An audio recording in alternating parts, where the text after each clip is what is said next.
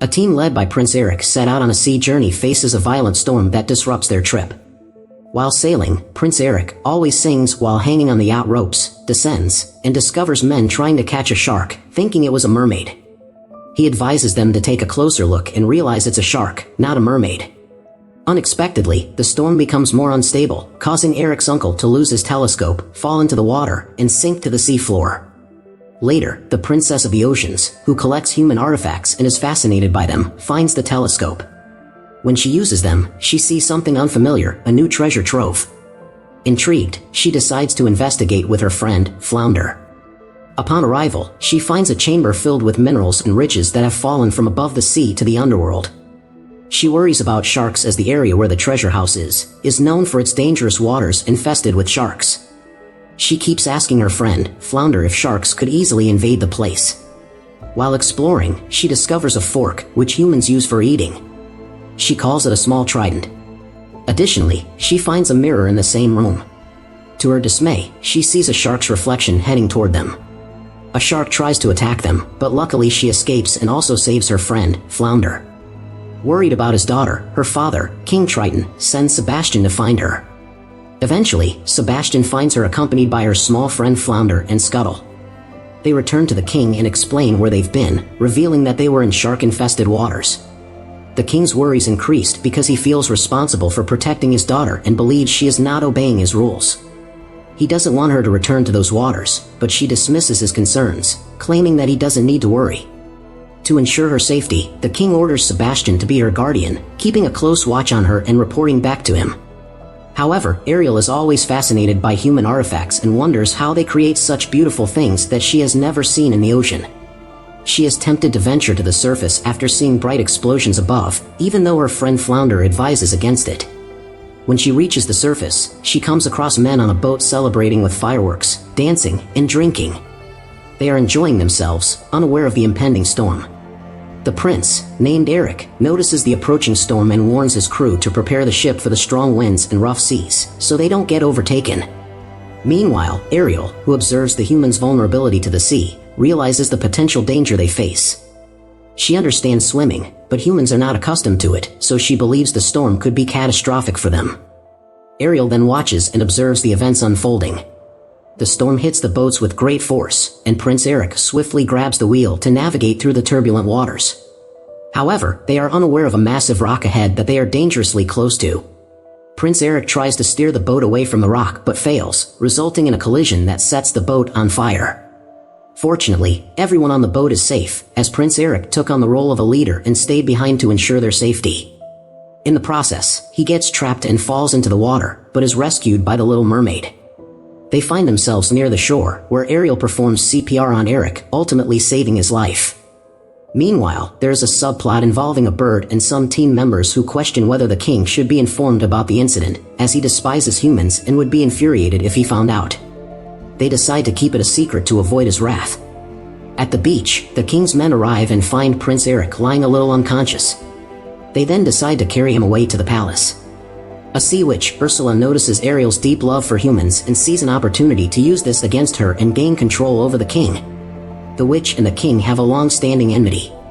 The king knows Ursula's kinky deeds that she uses to manipulate both humans and the creatures under the water. So, he doesn't want her daughter to have anything to do with her, as she would easily influence her. Sebastian notices that Ursula's obsession with humans is getting out of hand, so he does whatever he could to keep her distracted from the humans. He emphasizes how dangerous humans are. All creatures above the sea are unsafe.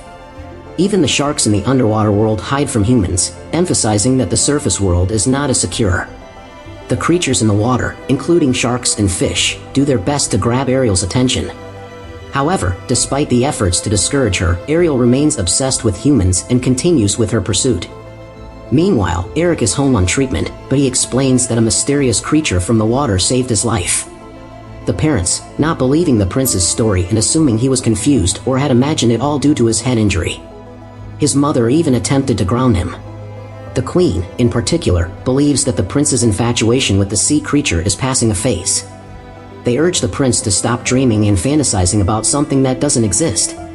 As a result, the prince is temporarily grounded, unable to pursue his desires. However, the princess remains stubborn and disregards their warnings. Love, as they say, is blind, and he seems to have forgotten that the girl she is seeking is a mermaid.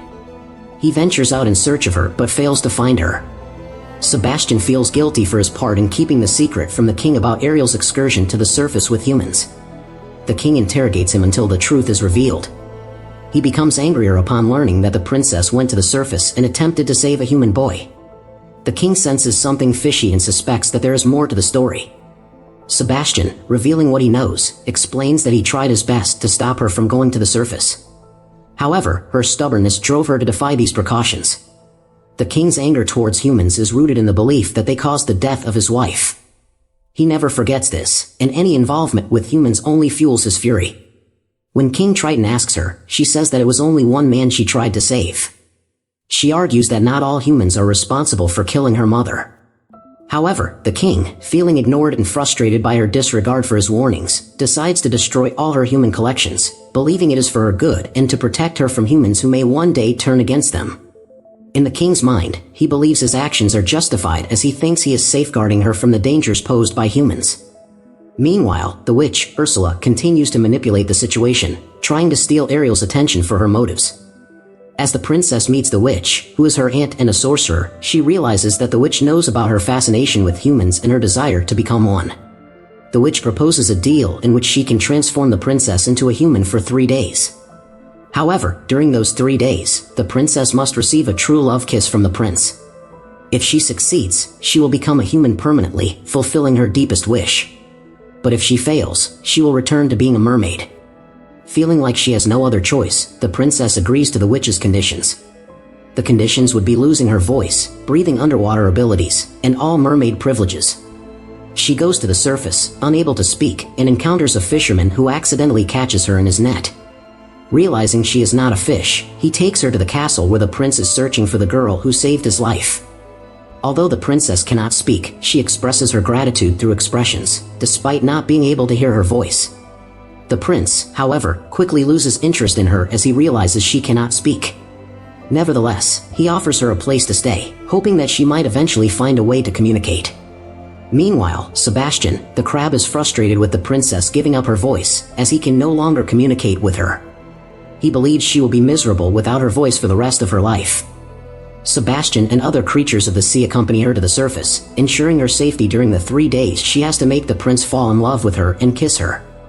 The witch has cast a spell on the princess, making her forget her mission once the 3 days are over. If she forgets, she will remain miserable forever. Sebastian and the crab advise her to stay focused and find a way to make the prince kiss her before time runs out. They worry about the consequences if they fail to do so. Gradually, even though she cannot speak, the princess and Prince Eric begin to bond and have some fun together. They share their collections of items, with the prince giving her a mermaid figure as a gift, unaware of her true identity and the world she comes from beneath the sea. As Prince Eric becomes more fascinated by the princess and her abilities, she decides to show him all the charming and magical things she can do. They embark on a little adventure together, enjoying themselves and forming a strong bond. However, lurking in the background is the sorcerer, who has a plan to interfere with their relationship and prevent them from falling in love. Scuttle the bird, acting as a friend and accomplice, devises a plan to divert the prince and the princess to a secluded bush where they could have privacy. Scuttle understands that time is running out, and they need to catalyze their romantic connection. To create a more romantic atmosphere, Scott suggests using the power of nature, making birds sing, water flow, and the forest come alive with music. Meanwhile, the sorcerer, who desires to keep the princess from receiving a true love's kiss, observes their every move. She doesn't want the prince to discover the princess's true identity and take away her powers. Amid the chaos, the sorcerer connects to Prince Eric and introduces herself in the form of another hot damsel to Eric's parents, giving the impression that the prince is now involved with someone else. Ariel, in her mute state after giving up her voice, can do nothing to defend herself or explain the situation. She and the prince anxiously await each other's presence, unaware of the sorcerer's manipulations and the disappointment that awaits them. The princess's friend, Scuttle, becomes suspicious of the girl who is the witch disguising herself. He hurries back to Ariel to inform her of what is happening. They come up with a plan to save Eric from the sorcerer. When they confront the witch, a fight ensues, and Ariel manages to remove a necklace the witch was using to channel her powers. As the power dissipates, the princess regains her voice and discovers that she has also gained the powers of a mermaid. everyone present that these two are sea creatures, a mermaid and a squid. They decide to take the battle to the ocean. However, Eric decides to follow so he could save Ariel. The father attempts to save his daughter, but the witch uses electric eels to attack him, causing him great harm. Ariel then uses a portion of the power from the father's trident to kill Ursula's elves. Ursula got pissed and grew into a giant, and used her magic to cause a hurricane that nearly killed Prince Eric. A fierce battle takes place, but Ariel stirs one of the ship's wheels, which ended up piercing Ursula under the ribcage. In the end, Ariel, her father King Triton, won the battle, and he decided to grant his daughter the freedom to engage with both humans and the underwater world, fulfilling her long-desired wish. The princess and Prince Eric find a way to be together. Did you enjoy this video? Give it a thumbs up and subscribe to our channel for more compelling content.